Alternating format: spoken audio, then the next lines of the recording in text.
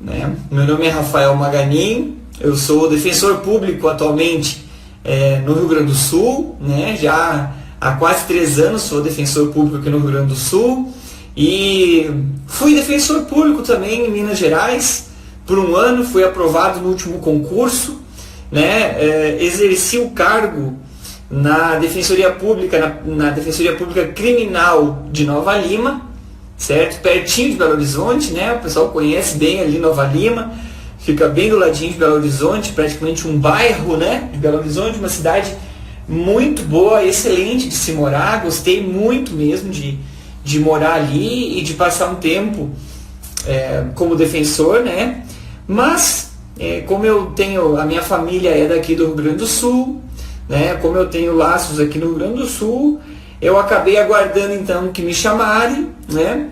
E assim que me chamaram, então, eu vim de volta aí para o Rio Grande do Sul, para minha terra, né? Mas Belo Horizonte me deixou uma sementinha, um sentimento aqui dentro de mim, né? E eu não tinha voltado mais para Belo Horizonte depois de ter vindo para cá, né? Para o Rio Grande do Sul.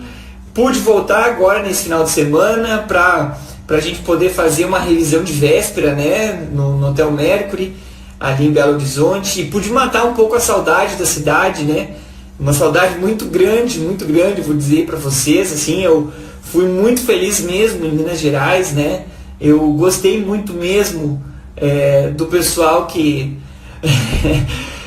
do pessoal com os quais eu convivi, né, PH, não abandonei não, né, eu acabei tendo que voltar, mesmo fazendo a opção, né, de voltar aqui para mais perto dos meus familiares, mas foi com um grande aperto no coração mesmo, assim, e eu pude sentir a saudade que Belo Horizonte, que Minas Gerais deixou em mim agora nesse final de semana mesmo que eu voltei, né. Tentei aproveitar ao máximo aí o tempo que eu fiquei aí e foi ótimo, né? Assim como o RN Filho também está dizendo, né? Foi ótimo mesmo, foi muito bom ter passado ali um tempinho com vocês, fazendo a revisão de véspera, né? Foi muito bom e a gente teve a felicidade aí junto com o PH também, que está aqui assistindo a gente, de antecipar bastante coisa, né? Eu estava fazendo aqui uma análise da prova objetiva e a gente conseguiu aí antecipar mesmo muitas questões, abordar muitos temas aí que foram objeto de cobrança na prova, né?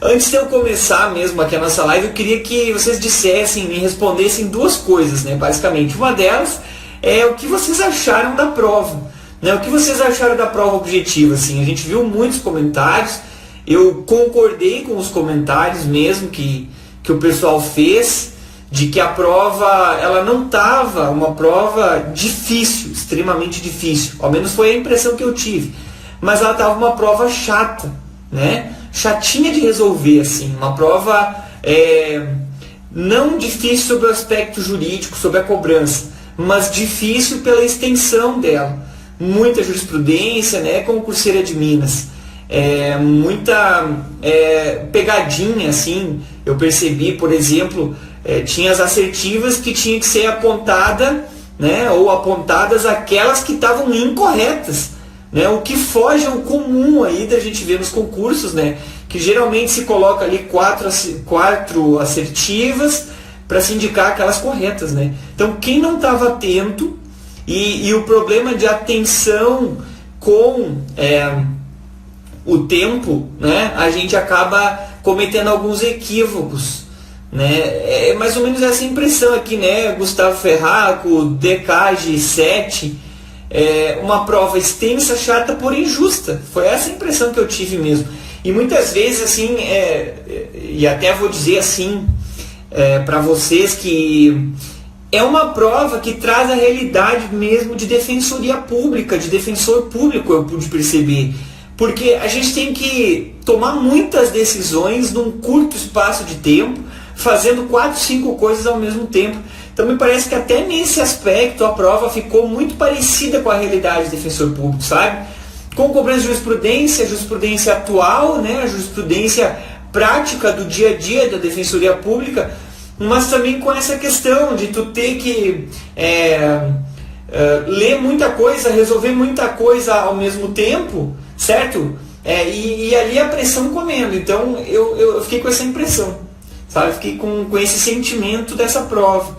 Vamos ver aí, ó. Já tem possível nota de corte, parece que está em 72, 73, né? A Raíssa achou difícil, até então você tinha feito prova de tribunais, processo penal e prática total, exatamente o que a gente vinha dizendo, né? A gente percebe justamente isso, uma prova prática, uma prova do dia a dia do defensor público, né? Até se o pessoal quiser ir trazendo mais impressões, execução penal muito prática, direitos humanos também, uma prova muito boa, muito bem aplicada.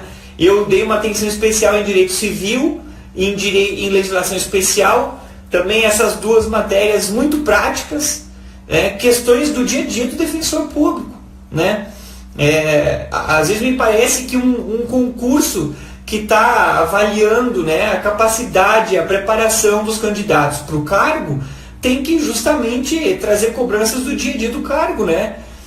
Cobrança relacionada principalmente aí à atuação. Não vamos cobrar assim teoria, por exemplo, coisas, teoria até nem tanto, mas muitas vezes a gente vê assim cobrança de lei seca, de dispositivos legais que não tem o menor fundamento, sabe? Né? A prova inteligente com 71 acertos. Olha, com 71 acertos, dependendo se houver aí a anulação de questões que possam vir a te beneficiar, provavelmente sim, existem grandes chances aí de ir para a segunda fase, né? Com certeza. As provas de DPE são no estilo da prova de DPE Minas? Não. Aí já, quem é que perguntou foi a Raíssa, né? Raíssa, é um ponto que eu estava mesmo esperando um momento para falar com vocês, né? Nós, desde o início, né, do nosso curso de reta final, assim, a gente vinha apostando numa realidade um pouco diferente para a DPE Minas, né? Porque nós tínhamos uma turma aqui formada por, basicamente, professores defensores públicos do último concurso. E a gente sabia, né, a gente já estava meio se preparando para essa realidade, para uma prova um pouquinho diferente, um pouquinho mais chatinha. Porque a gente sabe que a outra prova da Fundep, né, aqui RL Chaves, se 74 pontos, deve jogar duro. Quem está com 74 pontos, para mim, né, deve jogar duríssimo. Sim, grandes chances aí de ir bem, né, de acabar, de passar para a segunda fase, sim. Olha, na nossa época eu lembro que houve uma certa alteração aí da expectativa da nota de corte para a efetiva nota de corte, tá? Houve uma diminuição aí de uns pontinhos, justamente porque as questões do nosso concurso, era isso que eu estava falando para vocês, tinham essa realidade bem diferente. Uma realidade não assim, ó, de cara crachá, né? Li a assertiva, corresponde exatamente ao que está na lei e marquei a letra B e acertei. Né? Não está sendo essa realidade desde o último concurso e nessa aqui. E a gente já vinha alertando sobre isso. Né? Prova da Defensoria Pública de Minas, desde o último concurso, fazia esse jogo. Colocava a assertiva A junto com a assertiva B e dizia, a assertiva A está correta, né? E a assertiva B também. Mas o que está escrito na assertiva B não corresponde, ou não justifica, ou não fundamenta o que está escrito na assertiva A. E aí eu digo para vocês, como é que faz para responder essas questões, né? No curto espaço de tempo de 5 horas que nós temos, né? Precisa preparação, né? Então, claro, é uma prova que serve sim para treino para os outros concursos de Defensoria Pública. Evidentemente é uma prova muito prática de defensoria, né? Mas é uma prova que guarda as suas respectivas proporções, né? Que tem a sua peculiaridade. É uma prova que demanda um estudo mais específico. Assim como a prova, ao menos 4 questões a serem anuladas, acredito. Eu acredito que também vai ter mais ou menos isso. No nosso concurso eu não me lembro exatamente, mas teve uma média disso aí também. Se o PH estiver assistindo aqui, quiser comentar com a gente, se ele lembrar, né? Mas teve, eu lembro que eu aproveitei 2 questões, certo? Então assim, pode aí ter 4 questões anuladas, 5, né? Isso tudo vai depender aí. Mas o que eu quero dizer é isso. é uma prova muito específica, assim como a prova de segunda fase também é bastante específica, né? A nossa prova de segunda fase, eu já posso passar para vocês aí, vou comentar algumas questões sim, tá, Mariana? Vou comentar algumas questões de civil aí e algumas de legislação especial. Não vou me estender muito no tempo, eu tenho muita coisa para falar, eu gosto de falar sobre essa prova, né, porque ela é bem específica, mas assim, vamos tentar conciliar aqui as duas questões, né? Ó, PH está dizendo que também aproveitou umas duas questões na época. Então aí, quem está com 72, 71, reais chances. Quem está com 74, então, né, seguir firme. Por que a nossa prova de segunda fase foi específica também? Foi diferente. Por quê? Porque a nossa segunda fase, eu pelo menos achei uma prova extremamente cansativa, né? Exigiu muito da gente, né? Por que exigiu muito? Eram 2 turnos em 2 dias, era no sábado e no domingo inteiro. Então no sábado de manhã a gente tinha uma prova com uma peça e 4 questões. Essa é a realidade de vocês agora. Sábado a mesma coisa, uma peça e 4 questões. Domingo uma peça e 4 questões. Domingo de tarde uma peça e 4 questões. A peça, ela poderia, e aqui o edital de vocês também tem essa previsão, pode ser substituída por uma dissertação. Então para nós teve 2 peças e 2 dissertações. Então vocês já sabem, quem for fazer segunda fase, já sabe que vai ter que fazer 4 ou peças ou dissertações, ou 2 e 2, que é o que a gente está postando, né? É diferente de outros concursos em que são só 2 peças. É uma peça de processo civil, uma peça de processo penal e algumas questões. Pronto. Assim foi no Maranhão, assim está sendo em São Paulo, assim foi há pouco no Rio Grande do Sul, né? Essa é a realidade que a gente costuma ver em prova de segunda fase de Defensoria Pública. Agora, na DPE Minas, não. E eu lembro que foi extremamente cansativo, porque tu termina de manhã de fazer uma peça ou uma dissertação e as questões, tu almoça rapidinho, tu tem que voltar para fazer mais peças e mais questões, sabe? E o tempo é curto. São 4 horas para cada turno. Então, não tem como perder muito tempo ali. É jogo rápido, entendem? A gente vai comentar inclusive sobre as questões da segunda fase do último concurso, para a gente ver que as questões também do último concurso foram questões extremamente práticas e de defensoria pública, certo? Não teve cobrança assim, salvo uma ou outra questão, né? O PH estiver assistindo aí vai lembrar do princípio do non-refoulement, né? Que muita gente errou, eu fui um dos que errou, né? Dos que erraram. Não tinha assim umas questões muito fechadas, né? O que é tal coisa? Ela trazia mais ou menos um conceito, ela perguntava mais ou menos algo relacionado à prática, que permitiu aqui aos alunos, aos candidatos, né? Que permitiu aos candidatos de fazer essa análise, essa abordagem aí mais completa e poder demonstrar o conhecimento, certo?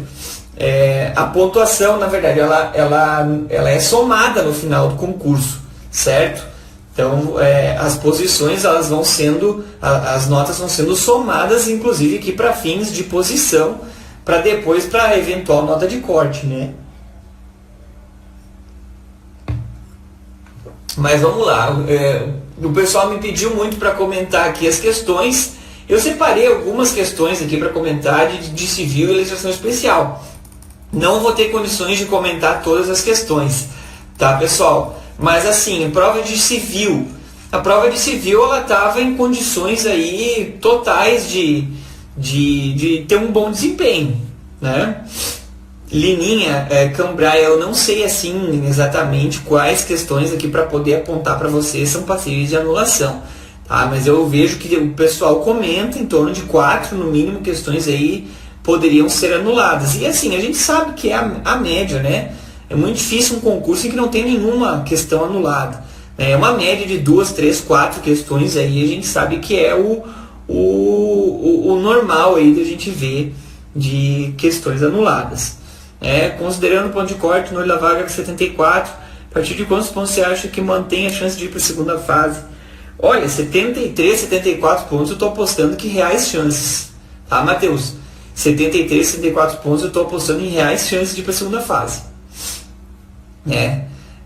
Claro que pode ser ali que no final a gente tem algumas anulações e suba um pouco. Mas a gente aposta aí mais ou menos nessa média aí, tá? Olha só, vamos lá, vamos passar aqui, eu não vou ficar muito tempo comentando as perguntas de vocês, infelizmente, porque o tempo nosso é bem corrido, né? E a gente vai comentar algumas questões.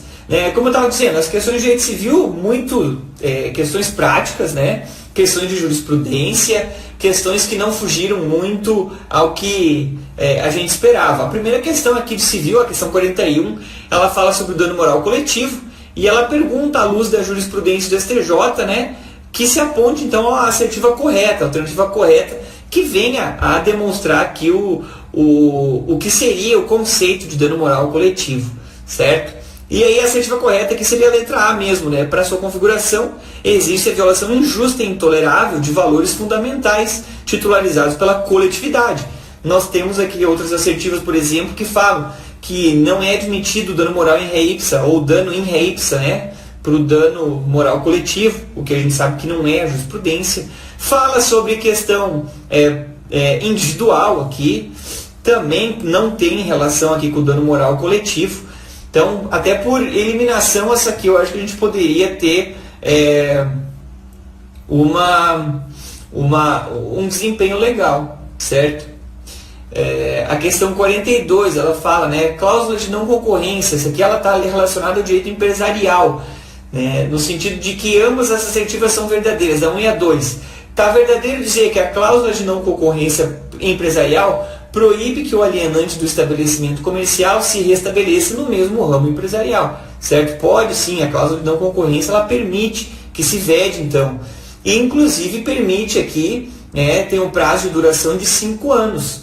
Ambas são verdadeiras, mas olha, como a gente estava comentando antes, a afirmativa 2 não justifica o que está expresso na afirmativa 1.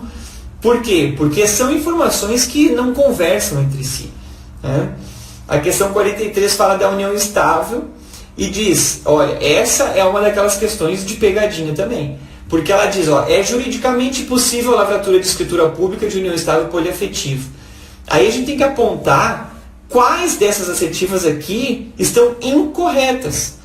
Então, é inviável a concessão de indenização à concubina que, ciente da condição do seu parceiro, mantiver relacionamento com o homem casado, uma vez que tal providência daria ao concubinato maior proteção do que aquela conferida ao casamento e à união estável. É inviável a indenização à concubina. Veja, na união estável de pessoa maior de 70 anos de idade, impõe-se o regime da separação obrigatória de bens. Está incorreto o que se afirma está incorreto na assertiva 1, né? Juridicamente possível a lavratura de escritura pública de união estável poliafetiva. E na assertiva 4, que eu não li para vocês, vou ler agora, a coabitação é elemento essencial para caracterizar a união estável ou homoafetiva. Olha, a gente não vê nenhuma diferença entre a união estável homoafetiva ou a heteroafetiva, né? Não há nenhuma diferença entre elas, não há por que então a gente dizer que que essa afirmativa aqui é correta.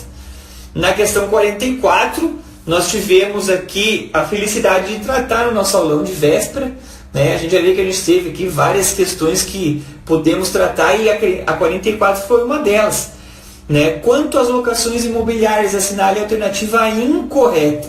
O único imóvel do fiador, ainda que destinado à sua moradia, não estará a salvo de penhora para assegurar o pagamento de débitos decorrentes de aluguéis nos contratos de locação comercial. Não.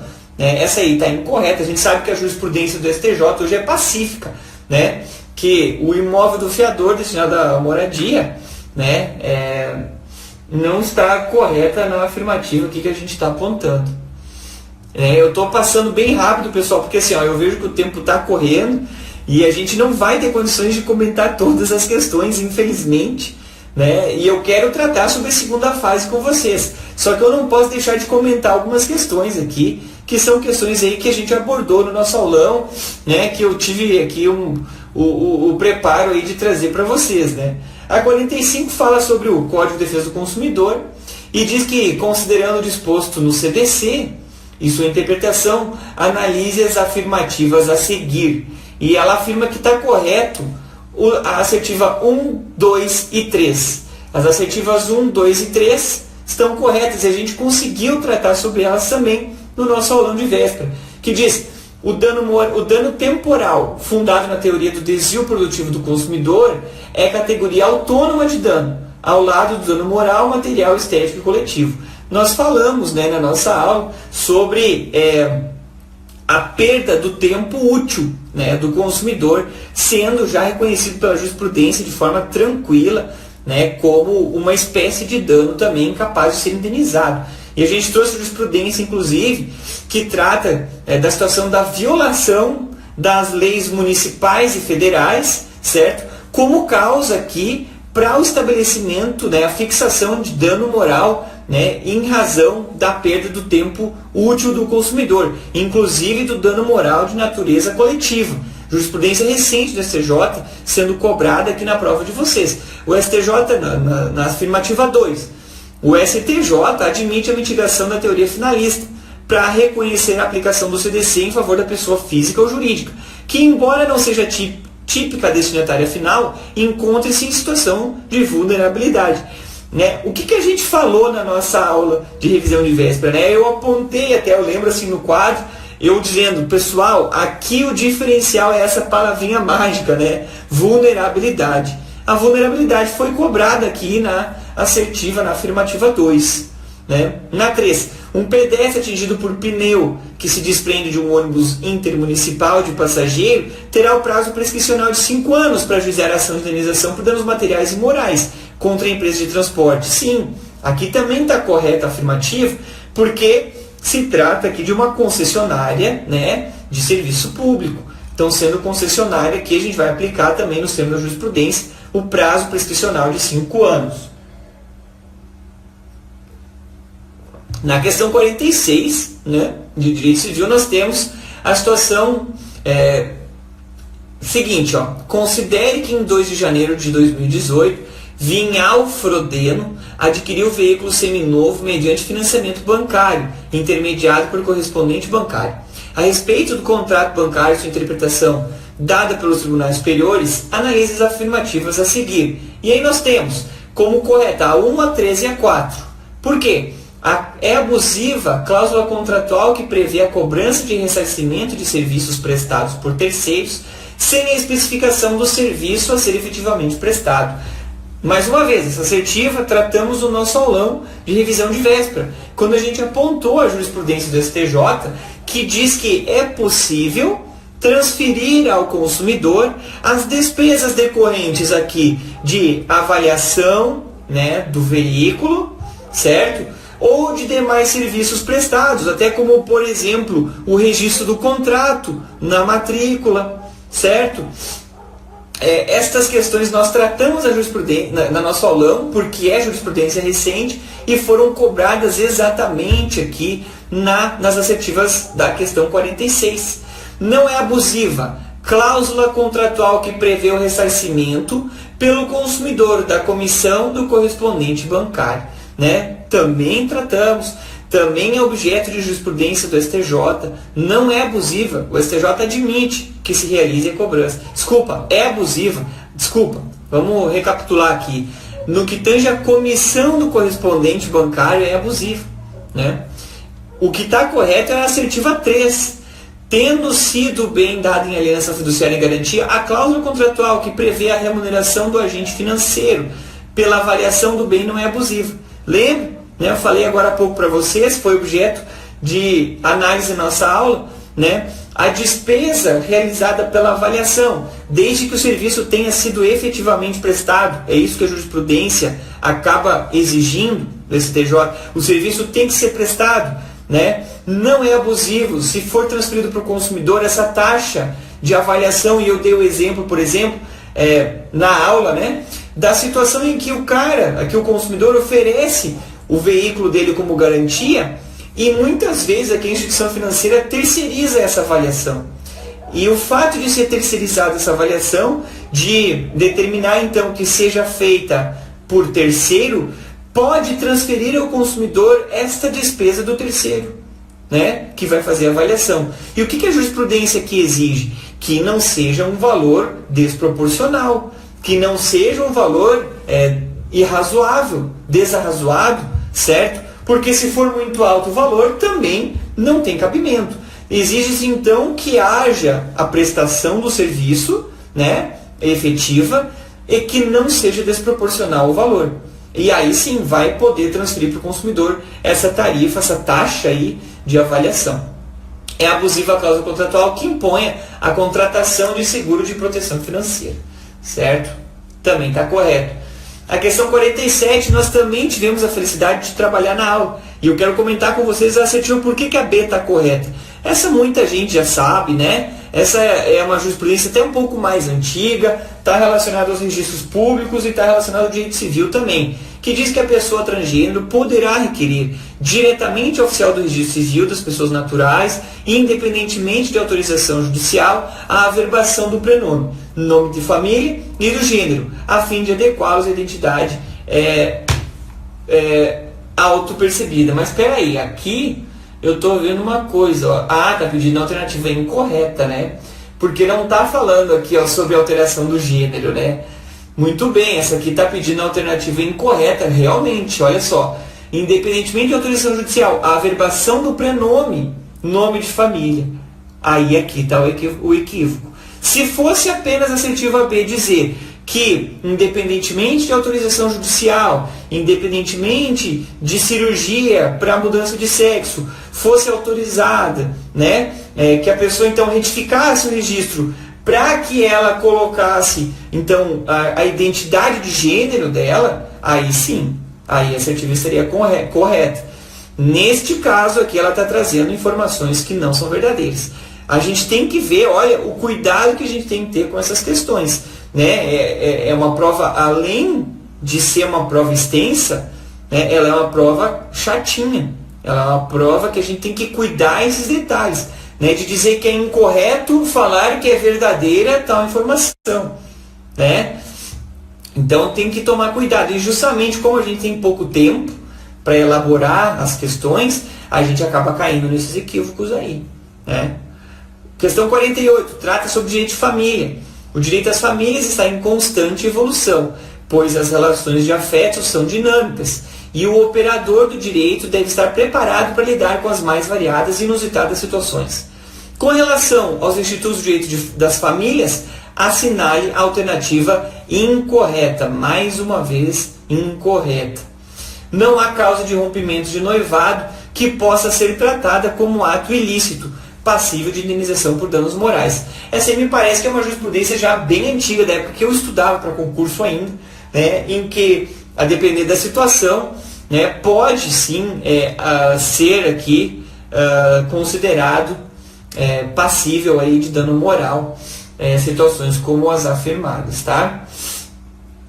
A questão 49 trata sobre o direito real de laje e é mais uma daquele tipo que a gente vê, né, em que se traz uma assertiva, né, e aí um quando e depois uma outra assertiva. Sendo que aí vai perguntar se uma está respondendo a outra, se está falsa, se não está.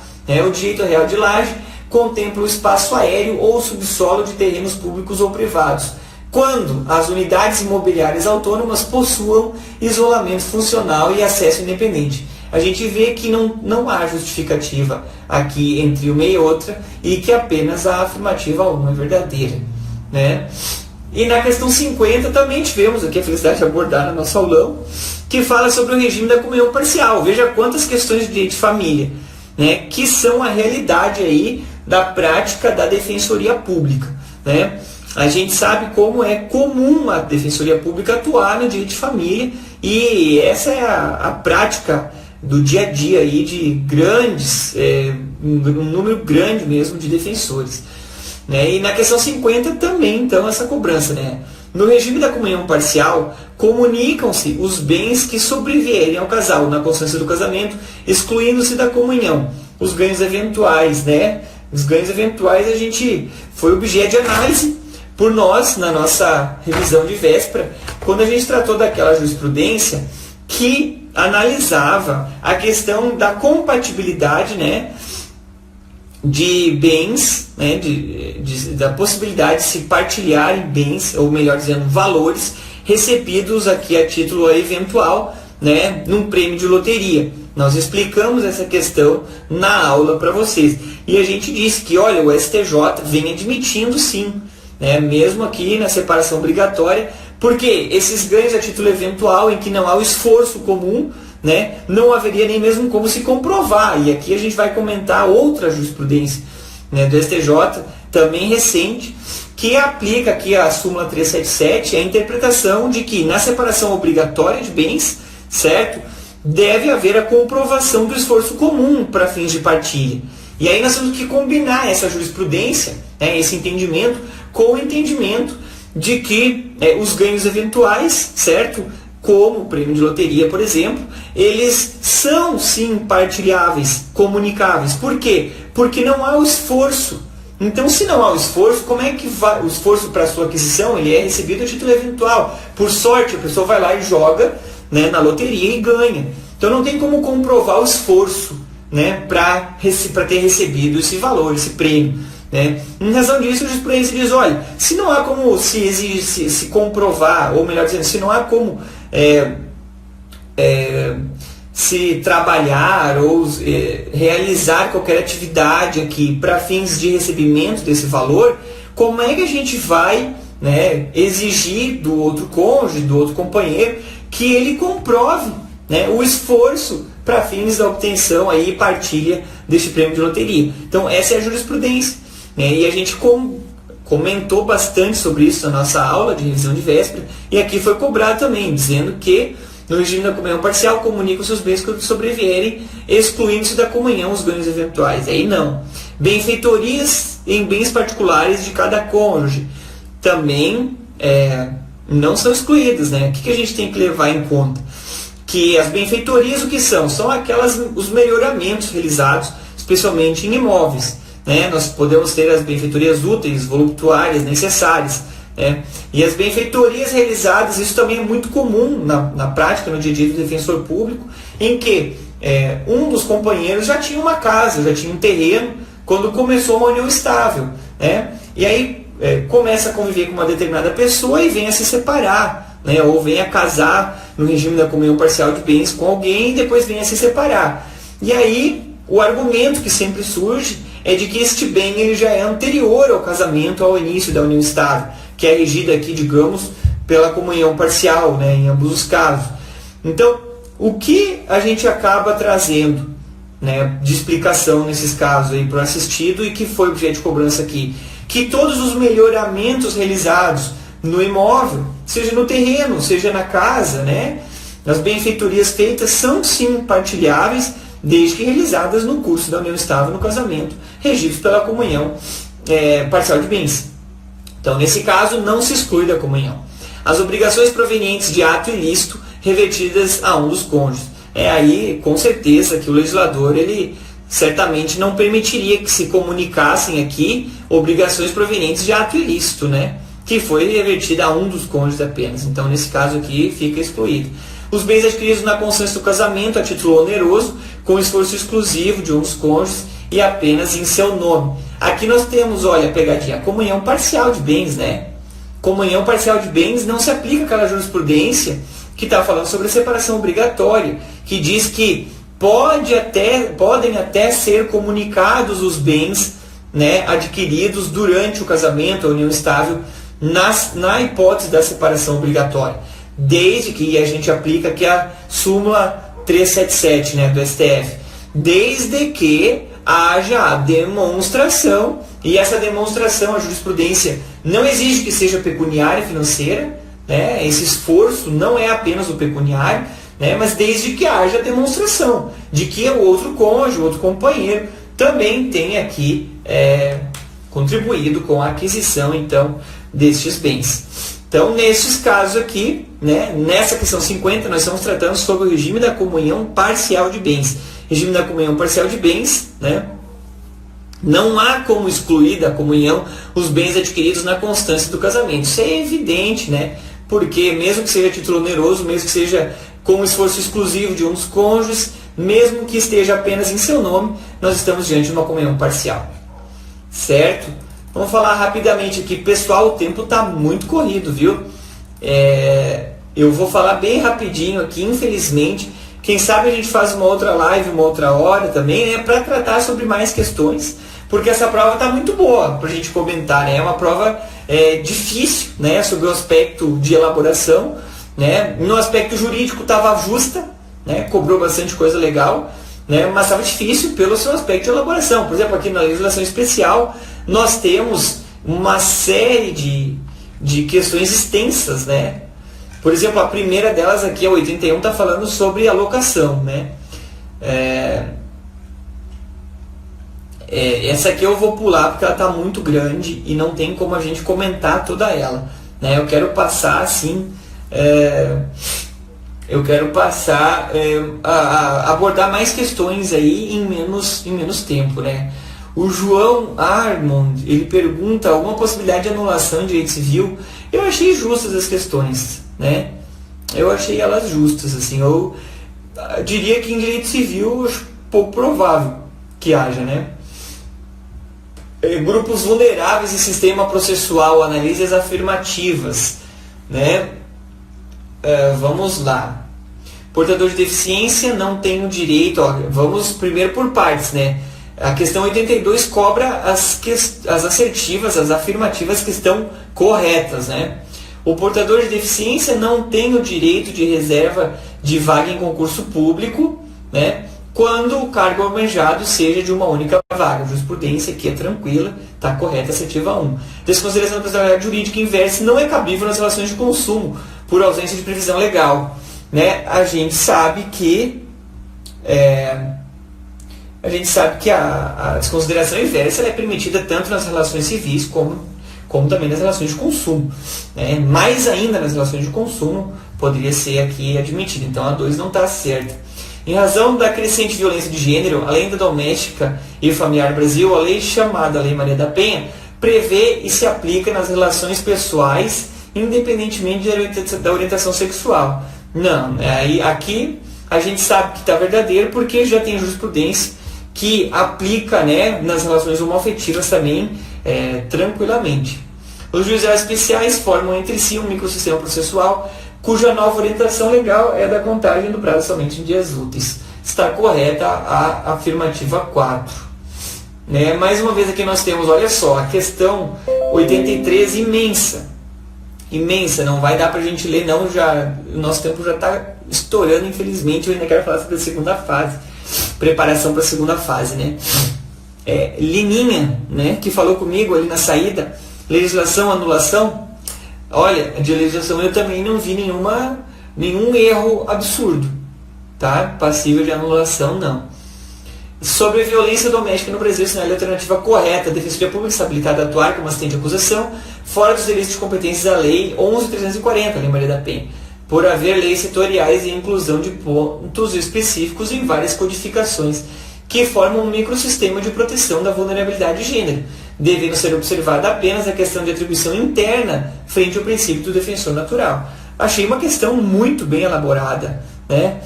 Porque, olha só, fala sobre a possibilidade da Defensoria Pública estar habilitada a atuar como assistente de acusação, fora dos delitos de competência da Lei Maria da Penha. Sim, isso eu faço, a gente vê muitas vezes acontecer. Eu tenho atribuição criminal aqui na minha comarca, né? Estou atuando em processos como assistente de acusação, certo?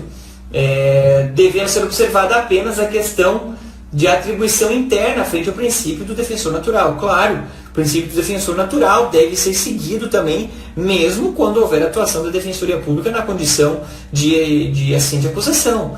Não pode aqui haver a superposição, por exemplo, né, dessa atuação sobre as formas e os limites de atuação do defensor público natural, né? Considera-se como conceito o consumidor por equiparação. Eu vou ver se eu consigo voltar lá, tá? José Kleber, nessa questão do conceito. Mas me parece ali que a gente tratou sobre o conceito do consumidor sob o aspecto da vulnerabilidade, né? Mas se der tempo a gente volta lá, tá? Essa questão 85 que fala sobre o tema da saúde, né, fala sobre a possibilidade do bloqueio de verba pública para garantir o cumprimento da obrigação do poder público em fornecer medicamento para portadores de doença grave, desde que comprovada a desídia do ente público, né, tá certo, né,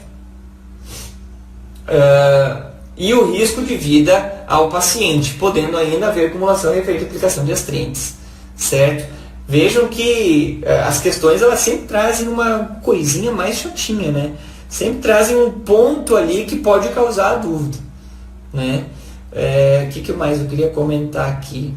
Microsistema da tutela coletiva. Sobre o microsistema da tutela coletiva, assinale a alternativa incorreta. Havendo omissão injustificada e danosa a uma coletividade quanto à regulamentação de eventual norma que envolva o tema direitos humanos, não poderá a Defensoria Pública propor eventual mandado de injunção coletiva para combater tal inefetividade por ausência de legitimação e regulamentação do procedimento para tal ação. Não, essa aqui está equivocada mesmo, porque essa se mostra até de uma resolução um pouco mais tranquila. Né? Por quê? Porque nós temos a aplicação do microsistema aqui. Né? E por força do artigo 5º da LCP, nós sabemos que a Defensoria Pública expressamente, né, a partir de 2007, tem a previsão legal de legitimidade para atuação nas ações coletivas. Né? Mandado de injunção coletiva faz parte deste microsistema, da legislação atinente ao microsistema. Então há sim a legitimidade da Defensoria Pública. E a gente sempre bate na tecla da legitimidade da instituição para fins de ajuizamento de ações coletivas, segundo a jurisprudência tanto do STF, se não me engano, na DI 3943, como também do STJ, especialmente a partir da evolução do julgamento daquele RESP que tratava do ajuizamento de ações coletivas para tutela dos idosos, né, que tinham um plano de saúde, se passou a admitir aqui a legitimidade da Defensoria Pública para o manejo das ações coletivas, independentemente, em um primeiro momento, né, de se beneficiar apenas os hipossuficientes, certo? Então a gente sabe que a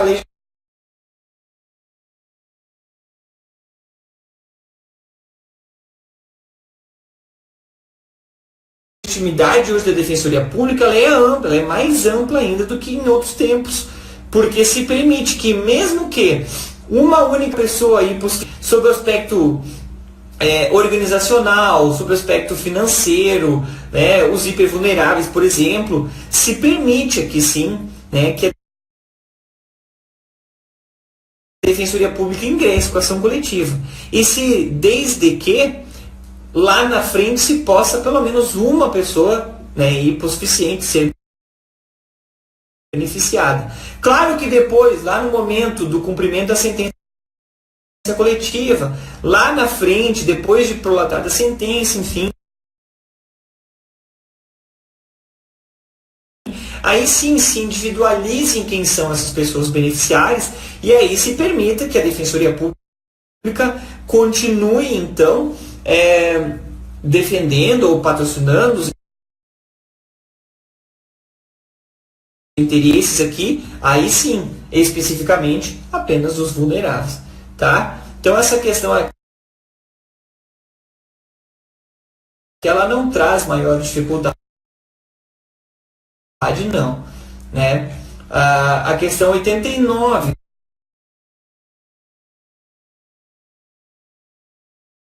fala sobre também o Código de Defesa do Consumidor. Né? A gente acabou então tendo a previsão aí, a cobrança do CDC tanto em civil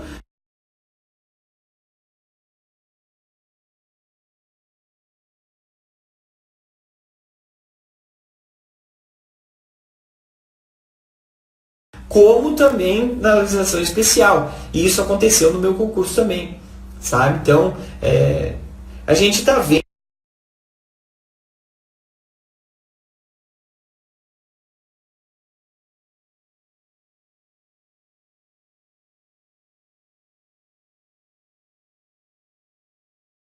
assim, é isso que eu quero conversar com vocês mais adiante, nesses minutinhos que faltam aqui, sobre a possibilidade da gente fazer uma preparação levando em conta a ideia que a gente está tendo de que o concurso está seguindo as mesmas regras ou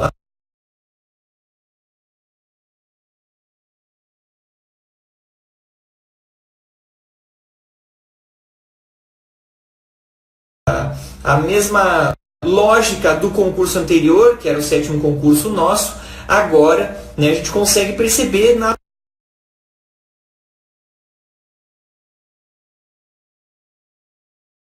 prova objetiva, né, que muitas apostas que a gente vinha fazendo, principalmente duas apostas que a gente trazia, questões deste nível, questões de cobrança de uma raciocínio lógico, de uma profundidade não jurídica, mas que exige um pouco mais aqui do candidato, né, de interpretação um pouco maior do que os outros concursos. Isso a gente vinha falando já desde a nossa aula inaugural. A gente batia nessa tecla, pessoal, vai ser uma prova um pouco diferente, tem que treinar o tempo, porque o tempo vai ser um inimigo numa prova como essa. Por quê? Porque vai exigir que a gente pare para raciocinar. Aquela leitura mais apressada, até eu mesmo, depois de ter feito aqui a correção da prova, na leitura rápida e prestando atenção aqui na nossa live, eu acabei lendo errado aqui e eu mesmo já fiz um comentário ali que estava inclinando aí para um raciocínio equivocado. Então, as questões elas têm muito disso, né? Então, a gente apostava nesse lado e a gente apostava em muita jurisprudência. Eu lembro quando eu comecei a minha direito civil na revisão de véspera, eu disse, pessoal, a gente separou muita jurisprudência para a nossa aula de hoje. Por quê? Porque é a realidade do que a gente está esperando para a prova objetiva. Uma prova elaborada por defensores que trouxe, né, este nível de cobrança, ou melhor, essa lógica para o nosso concurso e que a gente aposta que vai repetir, né? Agora a gente tem essa mentalidade para a segunda fase. A gente tem a lógica de como é que funciona, eu vou passar para vocês nos 10 minutos que faltam, certo?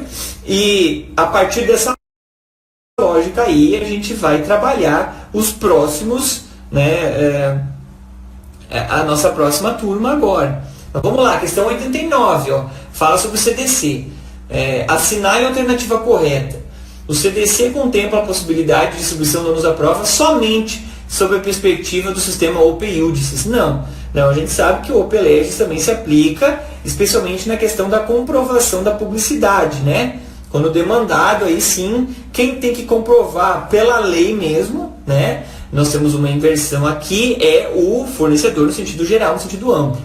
A tese do adimplemento substancial, segundo a decisão do STJ, não é cabível nos contratos de financiamento de veículo com alienação fiduciária em garantia, mas não se impede, no entanto, que tal tese seja arguída em qualquer caso concreto judicializado. Essa jurisprudência ela não é tão recente assim, né? A gente já conhece ela de algum tempinho atrás, mas ela continua atual, né? E continuando atual, nós sabemos aqui que ela deve ser apontada como a correta. Isso não impede, no entanto, que tal tese seja arguída. Claro, a gente sabe, muitas vezes a jurisprudência está se inclinando num sentido e depois de tanto bater, depois de a Defensoria Pública ser tão incisiva em vários temas, acaba mudando, nada impede de ser arguída. O plano de saúde atua de forma lícita ao excluir a cobertura de determinado tratamento já realizado em outras oportunidades, caso argue a tratar-se de doença pré-existente à contratação. Não, né?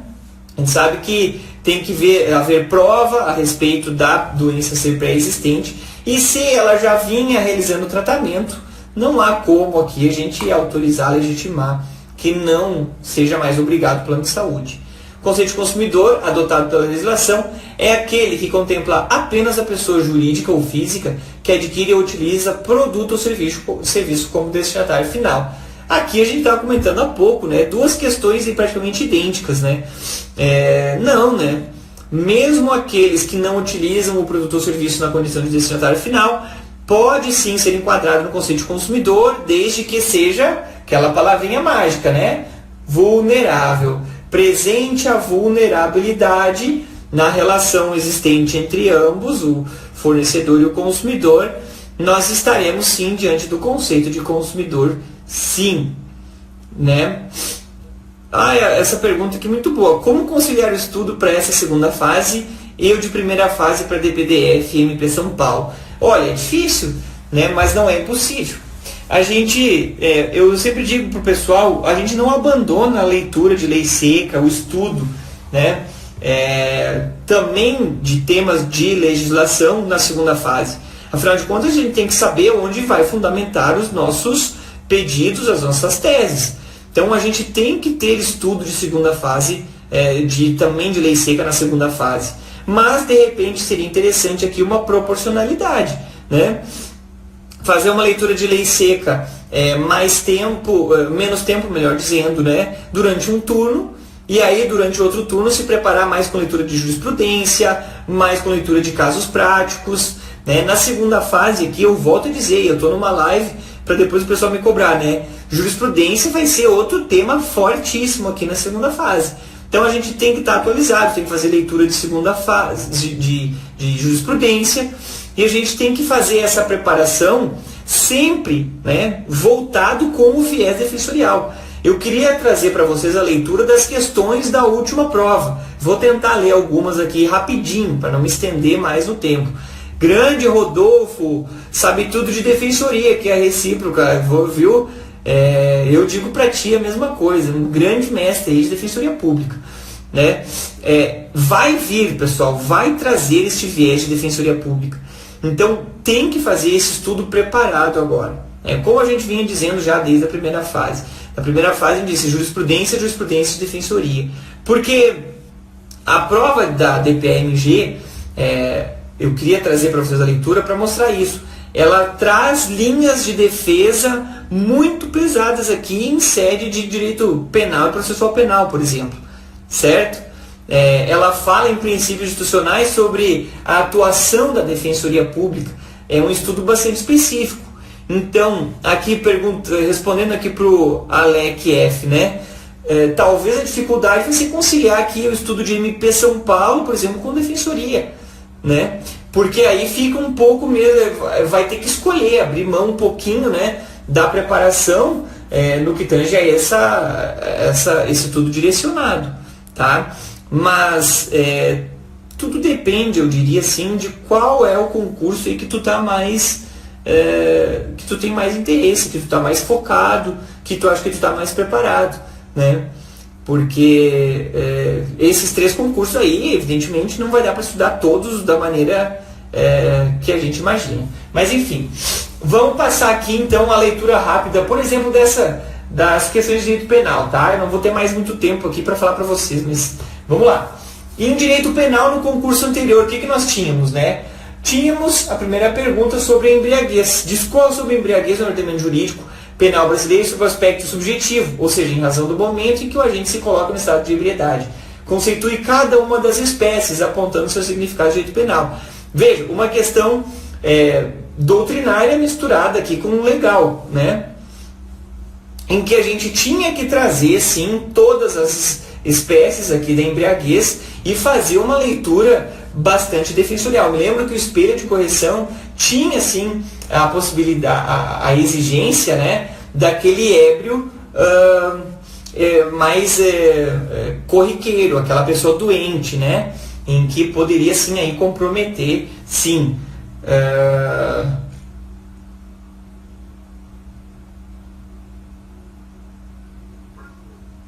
vamos lá. Questão 2. Considere a situação hipotética que o indivíduo guardou em sua residência, a pedido de seu vizinho, um valioso relógio que era produto de furto. Era do conhecimento do indivíduo que seu vizinho havia furtado o referido relógio. O que seria necessário nesse fato descrito para que o indivíduo que guardou a res furtiva fosse considerado partícipe do crime de furto? Responda de forma fundamentada. Bom, primeira coisa aqui, né? O que o examinador queria era que se dissesse que o elemento subjetivo aqui não estava presente no momento da prática aqui do furto pelo amigo, certo? Aqui o indivíduo, o assistido da Defensoria Pública, ele somente aderiu posteriormente, né? Quando o crime já tinha sido consumado, enfim. E aí, nesse caso, a gente tinha que fazer essa abordagem. Não sendo concorrente no crime de furto, aí é a próxima pergunta. O que seria necessário nesse fato descrito para que ao indivíduo que guardou a res furtiva fosse considerado autor de crime diverso do furto? Nessa hipótese, quais seriam as possíveis adequações típicas? Responda de forma fundamentada. Aqui está relacionado com o direito, com a questão subjetiva, o elemento subjetivo.